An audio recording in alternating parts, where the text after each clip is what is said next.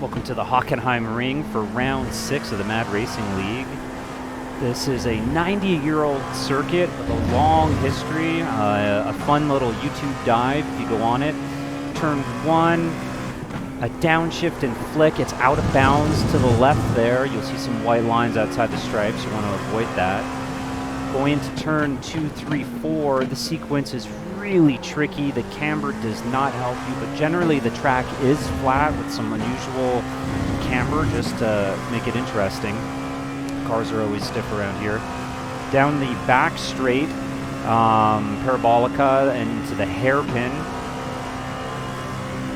I really despise hairpins, but I nailed that braking zone. This was actually my second lap of the qualifying session, and it was pole for 40 minutes until 5 minutes left in qualifying. Somebody blipped it. It was Justin, actually.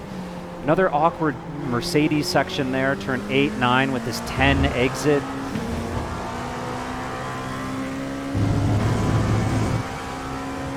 Going into the stadium section, Sachs curves. I think is how you pronounce that. 12. Now it's into 13, to 14, and with this awkward double apex, trying to get on the throttle as soon as you can. Reminds me of Silverstone quite a bit. And I'll come through there for my best qualifying lap. I did get beat by a couple tenths, and would be second to Justin here. Just changed his livery for this race. What's kind of funny here, the event organizer was trying to get the pros and the AMs to separate a little bit and thought we had a full formation lap to do that, but we didn't, so we deployed a full course safety car, a full course yellow. So that was kind of funny to see it prompt here on the screens here in the car. But now we're on board Justin. Looking back, we're going to see his start to the race, what kind of jump he gets. See me to his right. Oh, great start. I was caught sleeping on that one. And into turn 1, I have to yield to second place, or would be second place. Here's my onboard. Yeah, even just listening for his throttle pickup, I totally missed it. And then here, I'm going to yield because he's just going to push me out wide anyway. There's no point to get a 1X or even contact on that turn. So I perfectly stay in bounds and then head down towards turn 2. But cold tires, cold brakes, I don't want to send it in there that early in the race. You can see him wiggle, just trying to maintain his line. So I avoided possible problems. But looking back through my wing camera, what do we see? A wiggle, and a car spin. The exact thing that I didn't want to get caught up in. So we're on board Cody here, which was a good angle there. Someone going out wide to the left. Elliott's to his left now. We're going to see Cody try to pick up the gas, but it's just all over the place. And in front, Elliott spins, just missing Cody. Here's Elliott's on board. Trying to go too wide through here. It's so difficult. The camber is just slightly different. You see him catch that inside curve, spin around, and catches Matt. Going on board Matt. Listen to his throttle.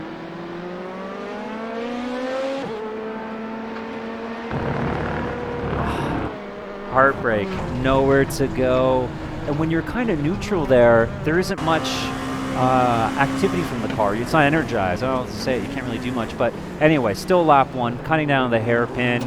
Andrew is the back of this 4-pack, pressuring me.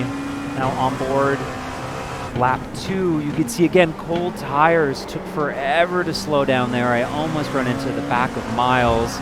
So this gives Andrew a bit of a run. He fakes into the mirrors. Great downshifts there for the conditions. Closes right up. Lap 3, onboard Andrew still hounding me. I missed the apex, go out wide for a 1X. I have to defend this inside line. I give him something to think about. Did you hear him lose control and go across?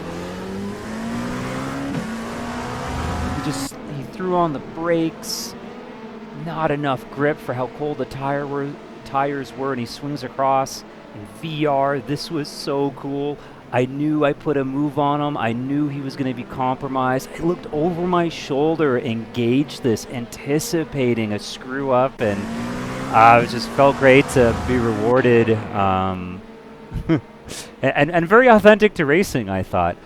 So here, lap 3, battle between Matt and Elliott, 4th, 7th. Matt's got some damage, but he's trying to defend into 2, 3, 4. You can see Elliott close the distance. This sets up a classic slipstream through the parabolica down towards the hairpin. You can go deep on this hairpin, but it's hard to go too wide. You'll always lose to the outside line. Especially in this car, it doesn't have super great pickup acceleration in first. Now in lap 4 on my from my cockpit here, I eat a little too much curb on the inside. Now, lighter fuel load, warmer tires, maybe it sticks, but Kyle's able to swing right by. I can't fight it. Look how close he closed the door. It was great. Lap 5, I've got a decent run on him, heading again down to the hairpin. He moves over to the right to defend the inside line and then cuts back left. Beautiful block. I guess you can't say block, it's a naughty word, but that's what that is. Because he moved back, he changed direction before the braking zone and came back to the racing line. It's a little naughty, but it's legit, it's clean. Yeah, that would be my best opportunity on him. So just in front of us during that lap is Justin. He's in the race lead, and guess what? We're at lap 5, and we're approaching the beginnings of GT3 traffic, and here's the shenanigans. Car spins out in front.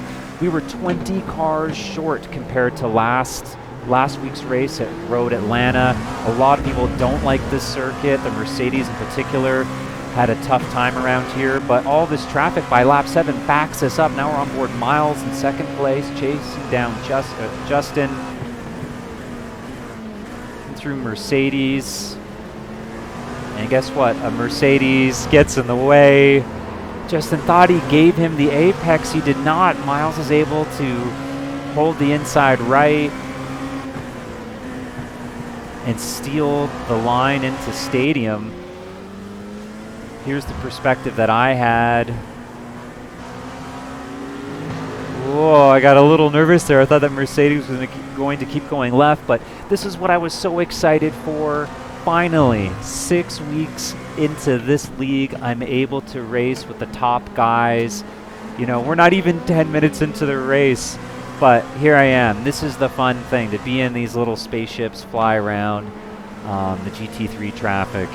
So I'm pretty pumped for this experience. It's also tough to be following this close, trying to gauge how much, perfect apex there, how much you can use the slipstream or how much it's going to wash out the front of your car. It's very difficult. And then coming down here, look at the big group of GT3 in front of us, 1, 2, 3, 4. I get on the microphone in the game. Oh, this will get spicy. And I tell them, this is going to get spicy. Heading down to the hairpin, it looks like a GT3 are going to keep to the left. Which is great for us, because now we can hold the right, take that inside line. I go to turn right, but there's contact.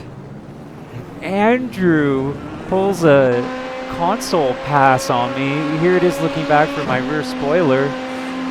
He's a mile back. Look at this send. Oh my goodness. Whack. He was never going to make that. Now, to his credit, he did apologize.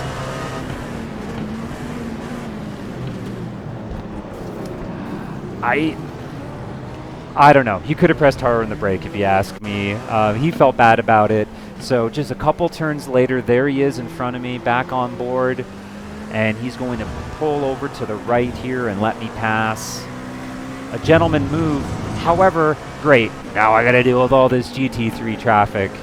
And I don't know if my car is damaged, so I got to keep pushing because he's right behind me, but I don't know if my steering or braking is affected.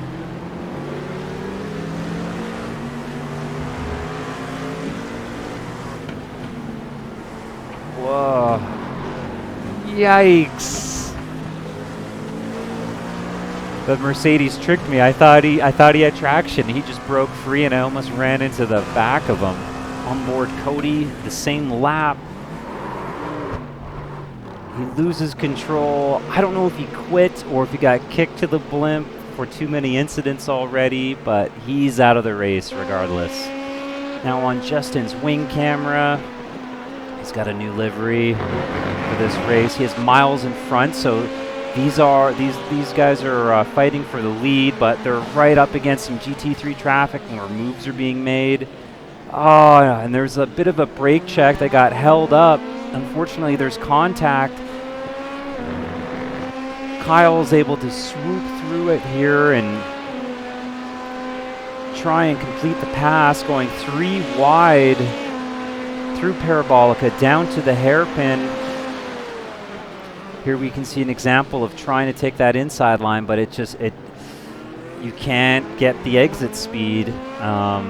Very, very challenging to do.